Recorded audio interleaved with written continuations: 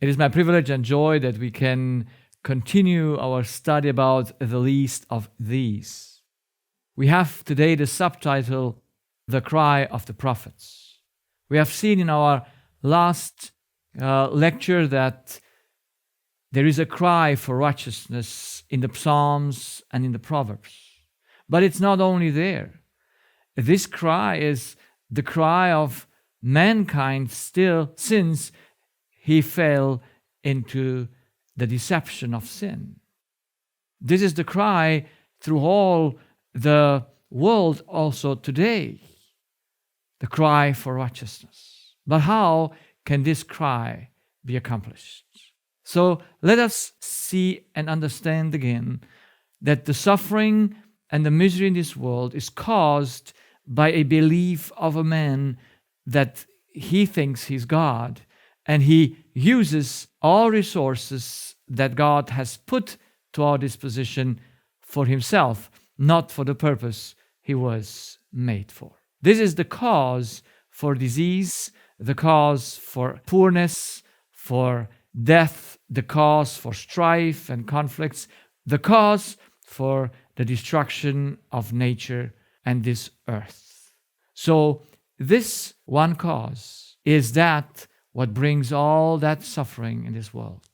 We have seen that this happened through the deception, to the error that man and angels believed they could be gods. They believe a lie as a truth. So it's a terrible mixture that brings us into this situation. So every problem that came into existence in this universe is a problem that came from believing a lie as a truth. So by deception. By deception, then that has a result, and the result of deception is the violation of the law, the not being able to trust God again. And then every injustice is the result of a breach of the law because people broke the law. So every suffering and misery is the result of injustice. That's why the cry is to get back to justice, to remove the unrighteousness out of this world, but especially out of the human heart. So by what can the unrighteousness be removed? Now, we need to understand the law to be able to see what is righteousness or what is justice and what is injustice. And so the whole universe works by laws. Laws regulate actions, and spirits are made so that they only can act themselves. Therefore, only they can break laws. And keeping the law then results in justice, and breaking the law is injustice. So that like a clear understanding, justice is keeping the law and injustice is breaking the law. And that can only be done by a spirit because he has the choice to keep it or to break it. Now, we must know, what does the law govern? Where does it start? And so Lucifer and the angels are a spirit, and humans have a spirit, and the law controls trust. It says that you are a created being, you need a power in order to make and do your job. And that power you can only take by trust in a personal God, because our spirit must have a personal connection with God in order to take from Him, to orient ourselves after Him. It's not possible otherwise. And out of this trust, every thought and every action that a human or an angel does comes out. So trust is cause. That's the first part of every action. And out of this, there come myriads and billions of results. So the law governs the means, that is, I need means, and the source where I have to take the means. So that is the role of the law. It shows the spirit, it shows us what we need and where do we have to take them from in order to use them.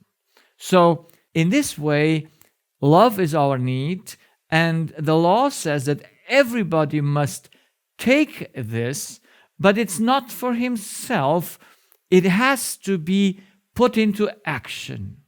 So every act should come out of love, of the motivation of love. It should be total unselfish. Now here, since no spirit has its own energy and means, neither Lucifer has power, nor the human have power, the only way to break the law was by not trusting God. And that only could happen out of that self-deception that you could be independent. That means you don't need to trust anyone.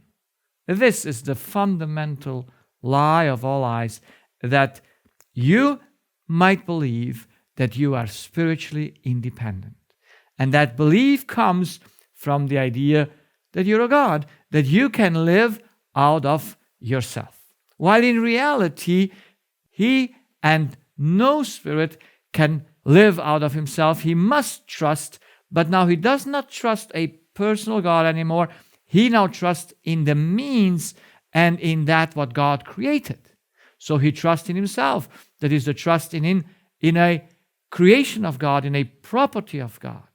But he thinks that's his own property. So it's a great confusion in our spirit there. And at the same time, we use God means for himself while he thinks it comes from him or other creatures for himself. So we think love comes from us, so it is for us. And others need to be there for us. And the third thing in this confusion is that we all expect and we think we have a right to that others should satisfy our needs. We think we have a right for respect. We have a right for beloved. We have a right to not be abused and all this on.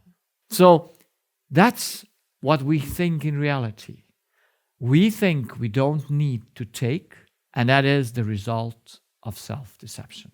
So every problem that the human has comes from self-deception. So it's obvious if we want to change something, that needs to be changed. But here, once again, very clear definition. Man is a created being. That's why he is in dependency on the law. He must trust God in order to function. And he did this because he knew himself to be a created being of God. And so while trusting God, every action came out of that trust. He was just. He was righteous. He did justice. Now, when they trusted to created beings, when man trusted to created beings, he wanted to be a God. And by trust in those created beings, he does injustice. He is unrighteous. He cannot do justice again. So, very clear and simple. Every injustice is because we trust another one than God, because this is the definition of sin. Sin is trusting someone else and not God. I think that's as simple as it could be. The Bible teaches that everywhere, if we have eyes to see. It's always a matter in whom you trust. All other actions are just a result of it. But now in our deception, we think the result is the breaking of the law. We think when we commit adultery, when we lie, when we steal, we break the law. No. That is just a confirmation, a visible confirmation that the law was broken in the mistrust of God. Because if we would trust God, those things would never be possible for us to be done. So, very simple. Sin is an inward problem, not an outward. Yes, since everything comes from that inner decision, that inner identity, what comes out becomes visible. But now, the wrong identity can make us to make good deeds, and we might not even know that they come out of this.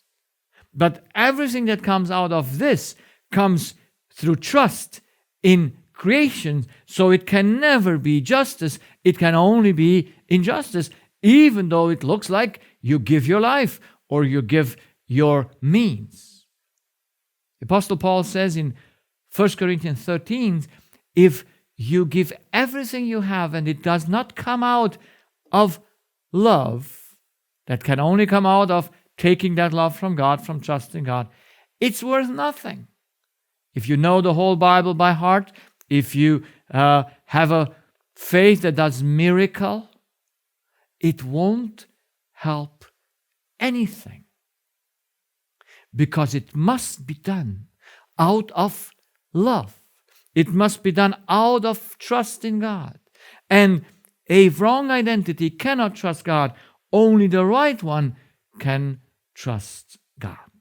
That's why we speak as a solution for the problem the word righteousness by faith, because that's the only way a person gets away from sin, trusting God again.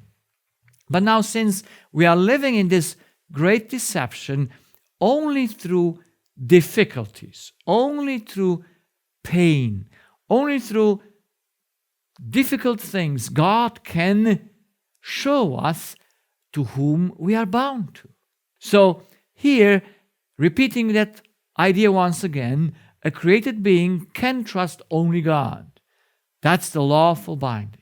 And the result of it is all decisions are correct and free. There is never a possibility to do anything wrong in the binding to God. But for this, you must know who you are. Now, we are born with the wrong idea that we are gods. So we are not aware that we trust humans, we trust animals, we trust the created being, and we are in that unlawful binding, which is sin. And this unlawful binding brings out sinful actions. They are just the proof that it's wrong. So that's why we cannot separate. Like one lady once said to me, I kept 8 of the 10 commandments even before I was converted. Now, in her understanding, it's clear that she thinks the commandments are one, unique, but they are not. Even the Apostle Paul, in his writing about the law, and he was an expert on the law, he says this in Romans 13 from verse 8. Owe no man anything but to love one another, for he that loveth another hath fulfilled the law. And he says, for this, thou shalt not commit adultery, thou shalt not kill, thou shalt not steal, thou shalt not bear false witness, thou shalt not covet, and if there be any other command. So you see, he just puts them all together under one thing. It is briefly comprehended in this saying, namely, thou shalt love thy neighbor as thyself. Love worketh no ill to his neighbor. Therefore, love is the fulfilling of the law. Now, we must understand that the law is one. And it has the 2 actions, the taking and the giving. And it starts with trust. This second commandment is what we do with what we take. So if we take from humans, there is never a just action that will come out of us. That's why we must see our actions are just a proof in whom we trust. Now, having said that, we go to our theme, to the cry of the prophets. Now, the cry of the prophets is the same cry like every other cry in the Bible, that is, for righteousness, for liberty, for not being anymore in suffering. And so we have that beautiful Bible verse in Micah chapter 7. But before we come to that, He has shown you, O man, what is good and what does the Lord require of you. We might see a little bit the context. Let's read in Micah 6 from verse 6. Wherewith shall I come before the Lord and bow myself before the high God? Shall I come before Him with burnt offerings, with calves of a year olds? Will the Lord be pleased with thousands of rams, or with 10,000 of rivers of oil? Shall I give my firstborn for my transgression, the fruit of my body for the sin of my soul?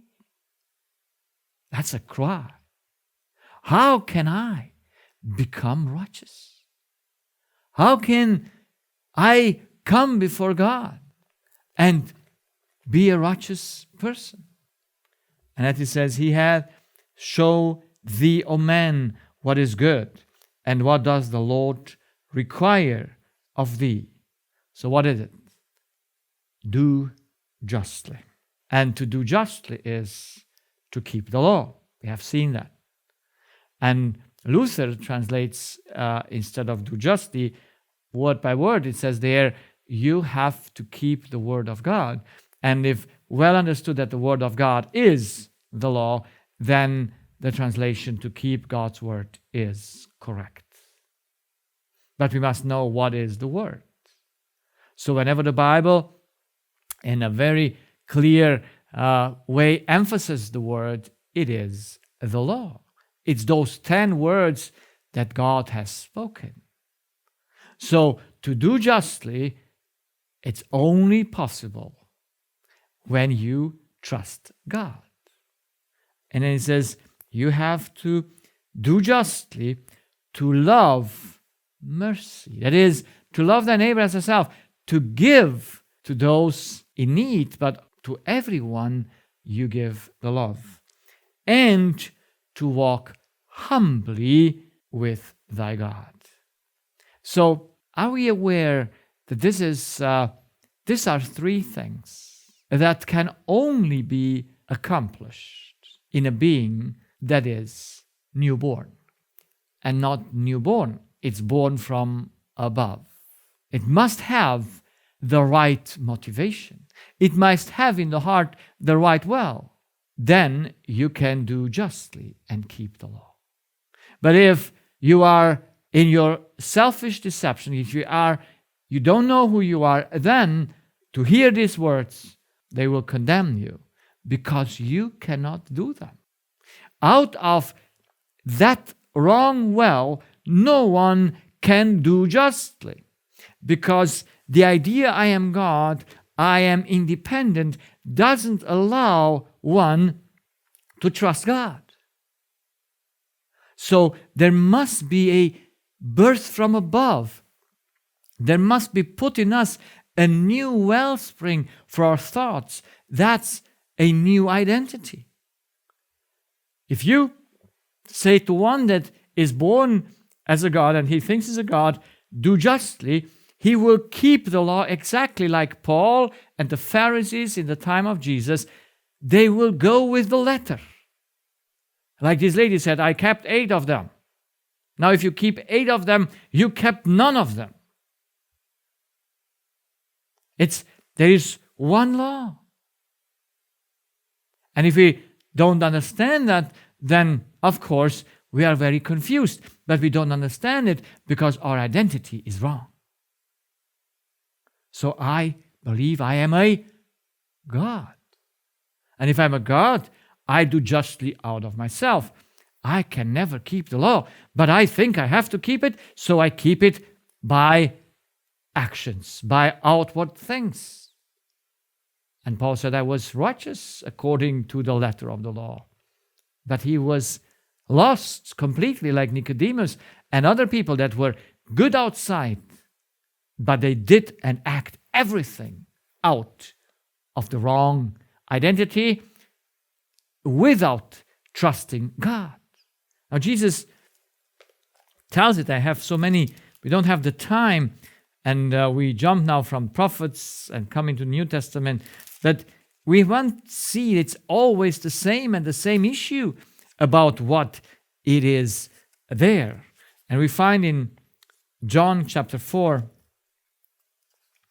where Jesus is speaking with the people, John chapter 5 actually, and he says to them,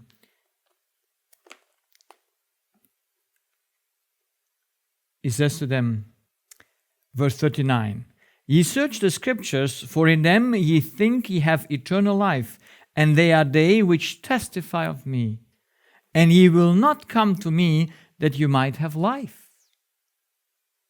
I receive not honor from men, but I know you, that ye have not the love of God in you.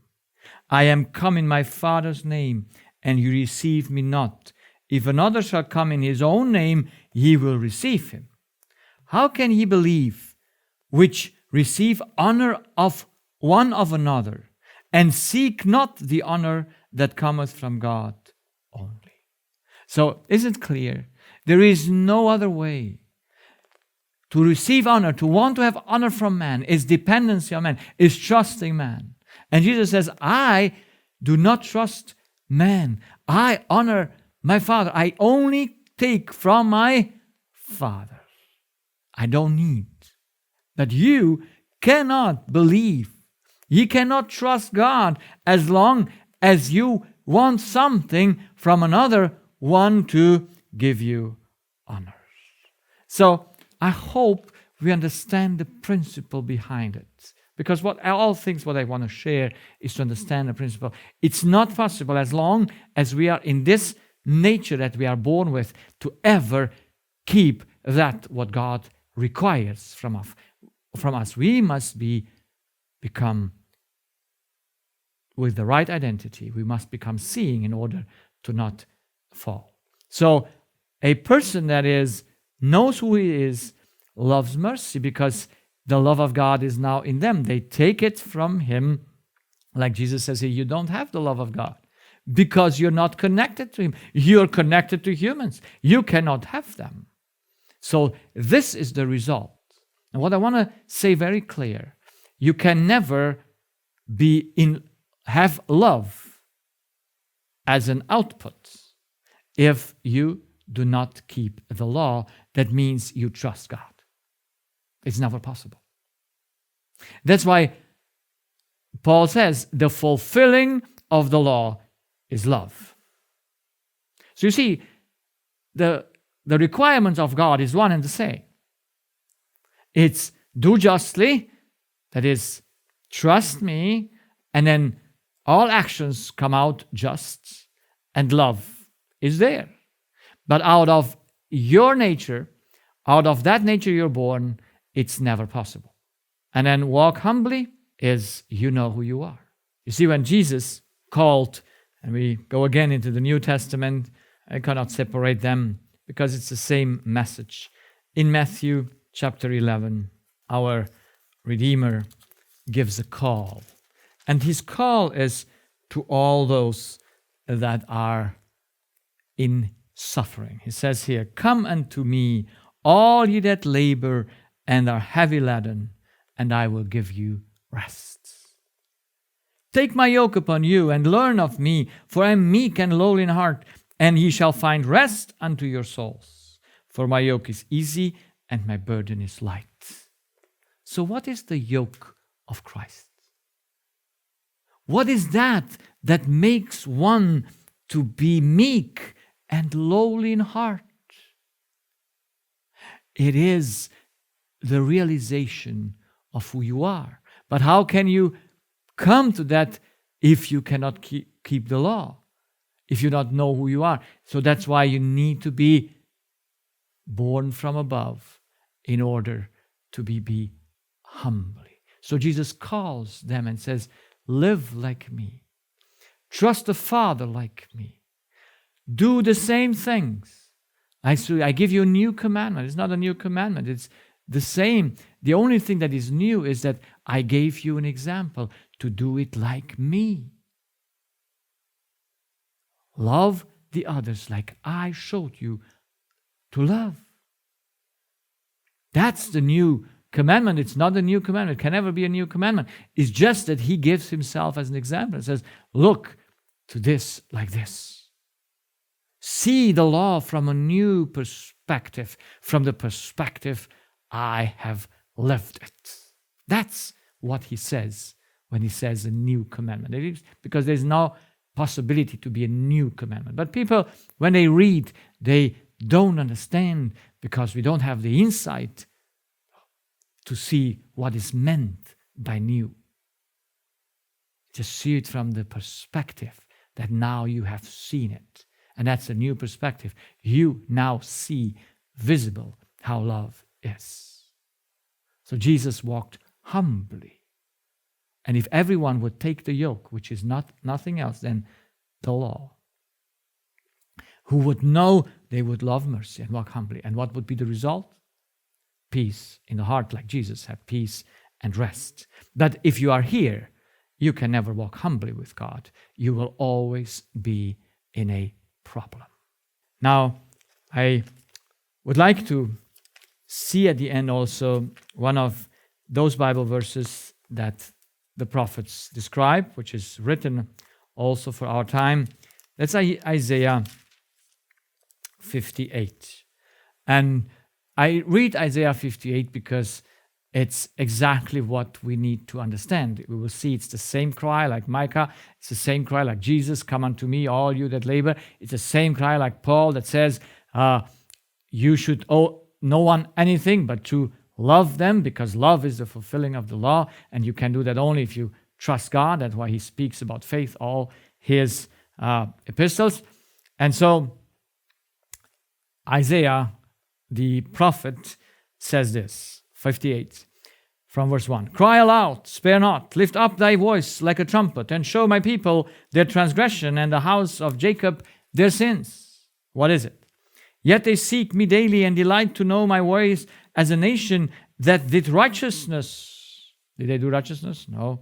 And forsook not the ordinance of their God. They ask of me the ordinance of justice. They take delight in approaching to God. But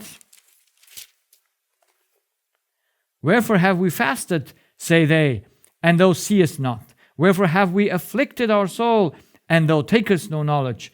Behold, in the day of your fast, ye find pleasure and exact all your labors. Behold, ye fast for strife and debate, and to smite with the fist of wickedness. Ye shall not fast as ye do this day, to make your voice to be heard on high. Now, fasting is a good thing, but here again, there are people who are fasting, and I'm fasting also. Almost every week I fast today. But why? If the fast doesn't make me a good person, a humble person, to love mercy and to do justly, then the fast is worth nothing. And some people are just very exacting in the fasting, like the Pharisees. They were fasting but out of that wrong identity. It was that they come to God to receive something. And God says, you would never expect anything. You cannot come before me like that. You will never make your voice heard in heaven out of that identity, out of that motivation. Behold, he says, it is such a fast that I have, is it such a fast that I have chosen? A day for a man to afflict his soul? Is it to bow down his head as a bulrush, and to spread sackcloth and ashes under him? Wilt thou call this a fast and an acceptable day to the Lord? You see, people want to cleanse their sin by their fasting. People want to resolve their problems by fasting. Is that what God requires? Let's see what he says here. verse 6. Is not this the fast that I have chosen? To loose the bands of wickedness. Now, what is it to loose the bands of wickedness?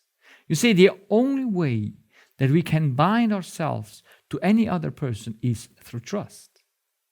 There's no other binding possible. So that what makes the binding is trust. So we must be bound to God, and we must be giving away that love which makes us free and independent from everyone we give it. So who is the one that we keep binded in wickedness or in unrighteousness, like Luther translates? So it's very simple. We only can understand it if you understand the law. So if a father has abused his daughter, and the daughter thinks the father owes her to pay back what he has done unto her, if she thinks the father owes her to apologize or whatever she thinks she owes her, she's holding her father in the bands of wickedness. Her father is her God. Her father is the one that she expects to do her righteousness. But then she must be higher than the father. How can she ever respect her father then, if she's higher than the father, when she judges the father for what he has done? If she doesn't understand that the father did it to God and not to her, she's always in the bounds of wickedness. Does she understand it? No. But if we don't understand the law, then we must know everyone who owes us anything, we keep him in the bounds of wickedness, because we prove that we trust him. And then the next one, to undo the heavy burdens. Now, we have to let go. You see, in marriage, people put under the other heavy burdens. The one says, I don't allow you this to do, and the other says, no. And so there's a fight. But this fight comes out, this burden come out, because I trust that the other owes me something. And then comes the next let go. It says, and to let the oppressed go. Now here are parents, the one that are addressed most. Parents oppress their children, I mean the adult children, because they want something from them. They mourn to them that they have not enough time for them and they don't care and all this. But it's not about a physical care. It's about a spiritual care. It's because they trust their children. That's why they oppress them. Even the desire that your child should be a Christian is a good desire. God put that in us. But to want that desire to be fulfilled for you, and you do it out of the idea, I am God, you become the oppressor of your child. I just spoke recently with a mother who does not agree with the boyfriend her daughter has. The daughter is 27 years old. And she is arguing, and the daughter gets sick because she wants her mother, also through the evil eye, of course, to accept her boyfriend. Now, the boyfriend has asked her to marry, and the girl said yes, and the mother is in an issue. And the sister of that girl, the brother who is a Christian, the girl is not a Christian, says, I don't go to that wedding because that's an unchristian wedding. Now, is that Christian behavior? That is oppressing. That's what God must open our eyes to see. Let go everyone that you oppress. I could speak hours about that. And that he break every yoke. That is, does anyone owe you something? That's a yoke. That's a yoke is a law. That's why you think others owing you something. So there are 4 times. Let go the wrong binding. Let go the wrong binding. Let go the wrong binding. Let go the wrong binding. That is first needed. This thing must become here. And I show that again. Jesus Christ came to destroy that wrong identity on the cross, that lie about myself, that others has done unto me something. I must first die. That must first be destroyed in order to be able to do that what God requires from me. That's the fast. And now comes what? Is it not to deal thy bread to the hungry? Then we will deal the bread to the hungry. And that thou bring the poor that are cast out to thy house, that will be the result. When thou seest the naked, that thou cover him, and that thou hide not thyself from thy own flesh. That is, you take care first of your family and those needs that are there to be met. Then shall thy light break forth as the morning, and thine health shall spring forth speedily, and thy righteousness shall go therefore before thee. The glory of the Lord shall be thy reward. That's how they will be taken to heaven, because this is the description of the 144,000. This is their character. They have let gone of all those things, and they now can do and help from the right motivation. Others might take people in their house from the wrong motivation, from the wrong identity, just to get themselves pleased by God.